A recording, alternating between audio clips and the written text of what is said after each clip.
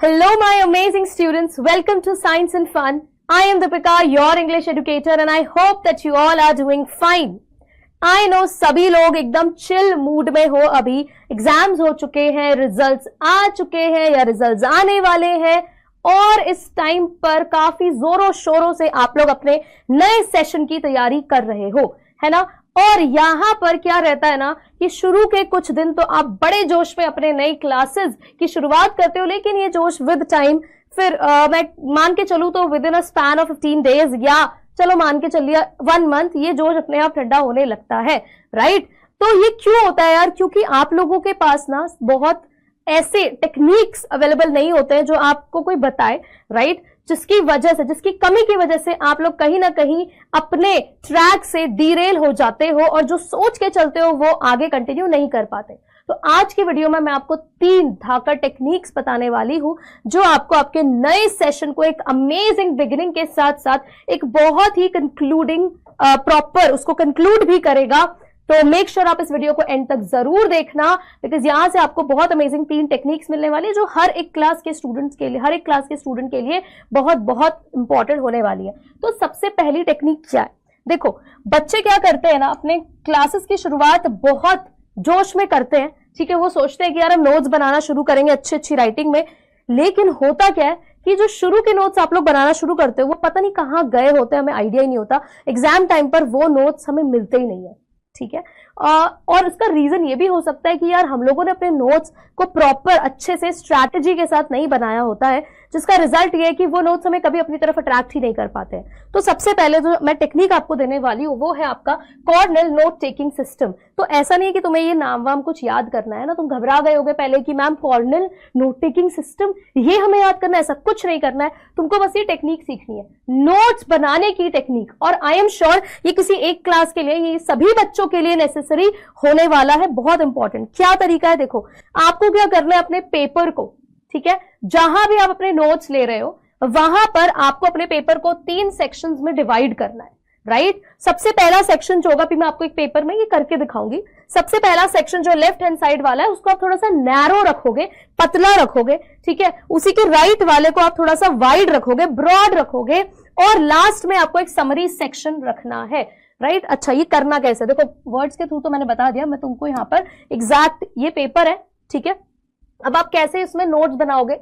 सबसे पहले मैंने आपको क्या बोला कि आपको एक लेफ्ट कॉलम रखना है जो उतना ज्यादा ब्रॉड नहीं रहेगा, ठीक है। राइट साइड, जैसे मैं अगर कहूं तो ये आपके क्यूज के लिए होगा, राइट। क्यूज क्या होते हैं? हिंट्स वगैरह कि क्लास में आपको, सपोज मैं अगर एक चैप्टर पढ़ा रही हूँ क्लास 10th इंग्लिश का, मैं बात करती हूँ a letter to God, right. तो डेफिनेटली आप यहाँ पे टाइटल डालोगे नोट्स बनाते time, a letter to God. और अगर मैं उसमें लेंचो की स्पेसिफिकली बात कर रही हूँ, राइट, लेंचो की बात कर रही हूं, उसके कैरेक्टर स्केच के बारे में मैं आपको बता रही हूं, तो आपने यहां पर वो चीज मेंशन कर दी और यहां पर आप अपने प्रॉपर नोट्स बनाओगे। और ये दोनों चीजें ना ड्यूरिंग द क्लास चलेगा या आप लोग जब पढ़ रहे हो तब ये चलेगा, राइट। अब यहां पर इससे रिलेटेड मैंने जो भी वर्ड्स आपको देने हैं, मैं कुछ भी आपको बता रही हूं, उससे रिलेटेड फ्रेजेस मैं आपको दे रही हूं, यहां पर आप वो मेंशन करोगे, ठीक है। ये मैंने थोड़ा सा इंग्लिश ओरिएंटेड रखा है, यही चीज आप अपने बाकी सब्जेक्ट्स में अप्लाई करेंगे।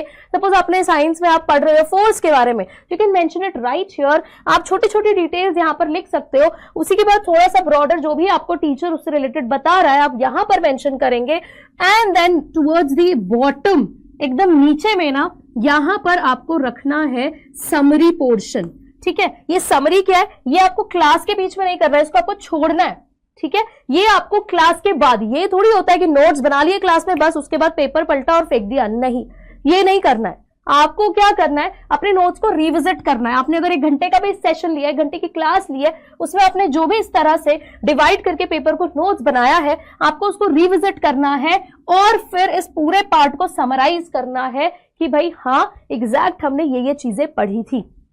क्लियर है? ये हमारा नोट टेकिंग सिस्टम है और ये स्ट्रैटेजी एक बार आप फॉलो करके देखना एंड ट्रस्ट मी, आप लोग बोलोगे कि मैम डेफिनेटली हमारे नोट टेकिंग में बहुत इंप्रूवमेंट आया है और उसका रिजल्ट आप डेफिनेटली अपने मार्क्स में भी देखोगे। इसके बाद नेक्स्ट जो हमारा है टेक्निक वो है पोमोडोरो टेक्निक। अब ये तो ऐसा लग रहा है किसी ड्रैगन का नाम है ना, जैसा हम लोग बचपन में कार्टून्स वगैरह देखा करते थे। आई एम नॉट श्योर आप लोग देखते हो या नहीं। सो पोमोडोरो टेक्निक ये क्या है भाई, ये इससे पहले भी मैंने एक वीडियो में आपको बताया था, पर मैंने इसको इलैबोरेट नहीं किया था, तो सो थॉट कि क्यों ना मैं आपको इसके बारे में बता दूं।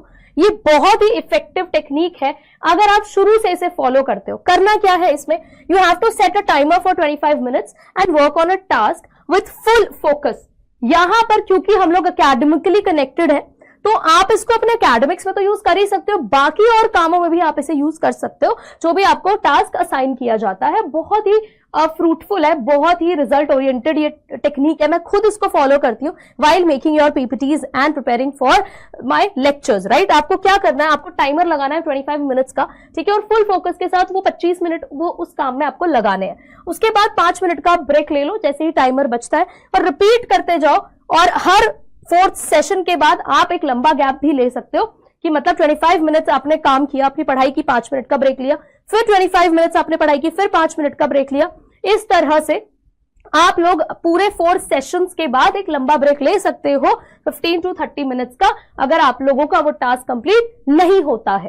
Clear, this is Pomodoro technique and trust me ये बहुत बेनिफिशियल है, बहुत बेनिफिशियल है। इसके बाद अगली टेक्निक हमारे पास आती है फाइनमैन टेक्निक। ये लास्ट टेक्निक है और ये उतनी ही यूजफुल है। क्या है इसमें करना आपको, देखो, you have to study a topic. आप कोई भी टॉपिक पढ़ो, राइट, और उसके बाद ना उसे किसी को एक्सप्लेन करने की कोशिश करो। आपके घर में आपके सिबलिंग्स हैं, राइट, आपके कजिन्स हो, कोई भी नियर बाय, कोई भी आपका फ्रेंड हो, आप उसके साथ ये टेक्निक यूज करो, ठीक है। आप कोई टॉपिक पढ़ो, उसको एक्सप्लेन करो, राइट। और अगर आपको लग रहा है कि भाई अभी भी मैं जब किसी को ये बात एक्सप्लेन कर रहा हूं, मेरे खुद के दिमाग में बहुत सारे डाउट्स निकल कर आ रहे हैं, या हो सकता है जो आपको सुन रहा है वो आपसे कोई डाउट्स पूछ ले, तो वहां से you can clarify your own doubts. Just go back, revisit the part जो आपने पढ़ा, ठीक है, आप उसको पढ़ो, फिर से आप एक बार उसको रिवाइज करो and then try to explain it again. तो इससे क्या होता है ना, इससे आपकी चीजें और क्लियर हो जाती है, आपके कॉन्सेप्ट्स क्लैरिटी में आपको बहुत हेल्प मिलती है। और यार ये तो इससे इफेक्टिव टेक्निक तो भाई मैंने सच में खुद कुछ नहीं देखी। ये बहुत ही अमेजिंग फाइनमैन टेक्निक, बहुत ही अमेजिंग है। आप अपने सिबलिंग्स को थोड़ा सा तो इस चीज से ऑक्यूपाई कर सकते हो। हाँ, वो तुम्हें लगेगा कि भैया सपोर्ट नहीं कर रहे, बोर वो होते रहेंगे विद योर टॉपिक्स। ये आपको करना है कि कैसे आप उस टॉपिक को इंटरेस्टिंग बनाओ उस अपने इस भाई बहन के लिए, या आप पोलाइटली उनसे हेल्प मांग सकते हो कि यार देखो मुझे अपने कॉन्सेप्ट्स की क्लैरिटी के लिए तुम्हें पढ़ाना है, तो एक बार मैं एक्सप्लेन आपको जरूरी नहीं है कि वो ही आपसे कोई डाउट पूछे। पढ़ाते पढ़ाते आपको रियलाइज हो जाएगा, अरे यार हाँ ये टॉपिक में मुझे अभी भी क्लैरिटी नहीं है, मैं ये पर्टिकुलर पार्ट अच्छे से समझा नहीं पा रही हूँ, राइट। तो ये आपको क्लियर वहां से हो जाएगा।